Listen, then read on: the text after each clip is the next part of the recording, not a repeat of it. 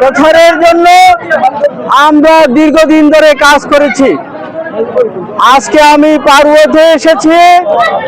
এই পারুয়া আমার অত্যন্ত প্রিয় জায়গা। এই পারুয়ার পার্শ্ববর্তী আপনারা জানেন উত্তরাঙ্গুনিয়া ডিগ্রি কলেজ।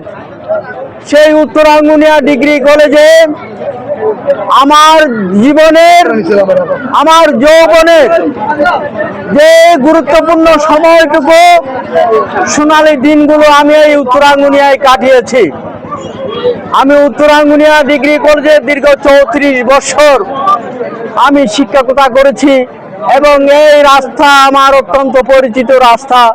এই রাস্তা দিয়ে আমার আসা যাওয়া, এই উত্তর পারুয়া থেকে আরম্ভ করে উত্তরাঙ্গুনিয়ার অধিকাংশ করে প্রতিটি ঘরে ঘরে আমার ছাত্ররা আছে। আমি যতদিন এই উত্তরাঙ্গুনিয়া কলেজে শিক্ষকতা করেছি আমি কোনোদিন রাজনীতি করি নাই। আমার জন্য এখানে দল মত নির্বিশেষে প্রত্যেকেই ছিল আমার ছাত্র, আমার ছেলের সমতুল্য। আমার ছাত্ররা আমি মনে করতাম আমার ছেলে, আমার সন্তান। সেই হিসেবে আমি দীর্ঘ 34 বছর এখানে আপনার এই উত্তরাঙ্গুনিয়া ডিগ্রি কলেজে আমি শিক্ষকতা করেছি।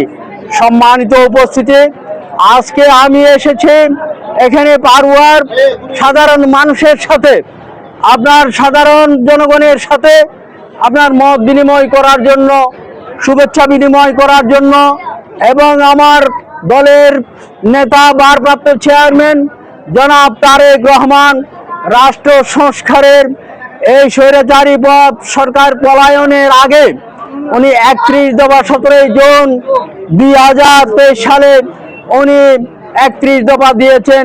সেই 31 দফা এই বাংলাদেশে উনি দীর্ঘ 17টি বছর এখানে প্রবাসী থেকে নির্বাসনী থেকে আপনার এই দলকে নেতৃত্ব দিয়েছেন, বাংলাদেশ জাতীয়তাবাদী দলকে নেতৃত্ব দিয়েছেন। দলের এই যে স্বৈরাচারী সরকারের পতনের পেছনে ওনার যে অবদান, উনি ছিলেন মাস্টার মাইন্ড।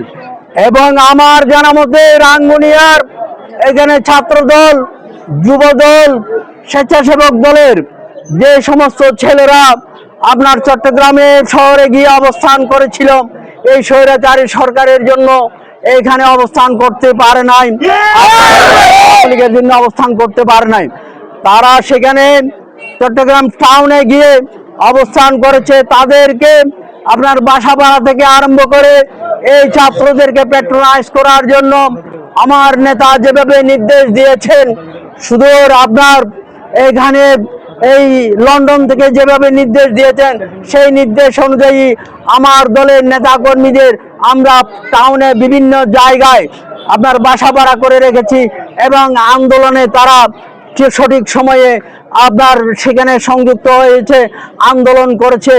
অনেকে এখানে ইনজুর হয়েছে, আমরা সেদিন সেটা আমাদের এখানে এই ইয়ের সাথে আমরা প্রকাশ করি নাই। আমাদের অনেক ছেলেপেলে সেদিন ইনজুর হয়েছিল। সুতরাং আজকে স্বৈরাচারী সরকার পলায়ন করেছে। বাংলাদেশে একটি আপনার এখন একটা সরকার আছে, তত্ত্বাবধায়ক সরকার।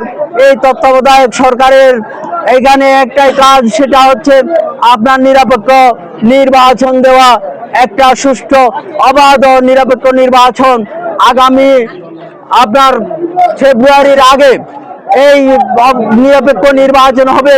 সেই নির্বাচনে আপনারা বাংলাদেশ জাতীয়তাবাদী দলের পক্ষে, দানের শীষের পক্ষে আপনারা সকলে ঐক্যবদ্ধ থেকে এই দানের শীষকে জয়যুক্ত করবেন।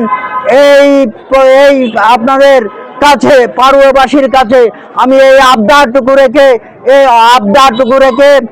আবেদনটুকু রেখে আজকে আমার বক্তব্য আমি শেষ করছি। আপনাদের সকলের ভোট দানের শীষের পক্ষে।